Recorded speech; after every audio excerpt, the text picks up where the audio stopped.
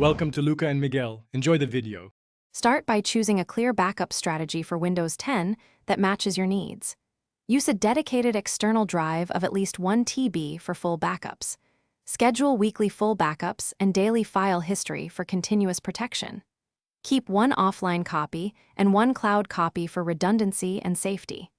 Decide which folders and system components you must protect, like documents and system image. Confirm you have administrative rights and update Windows before creating backups. Open Control Panel and choose Backup and Restore Windows 7 to create a system image. Select Create a System Image and then pick your external drive as the destination. Save the system image to the external drive and include the system partition. Wait until the image completes and verify file sizes on the drive. Create a recovery USB drive of at least 8 GB after the image completes. Label the external drive with date and store it securely offline. Turn on File History from Settings and select your external drive or network location as the target. Add important folders like Documents, Desktop, Pictures, and Downloads to the File History list.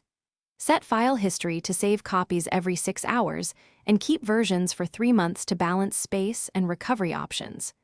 Enable OneDrive or another cloud sync to maintain a separate offsite copy. Periodically test restores by recovering a few files and booting the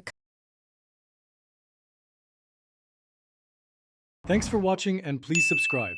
It's the best investment you'll ever make.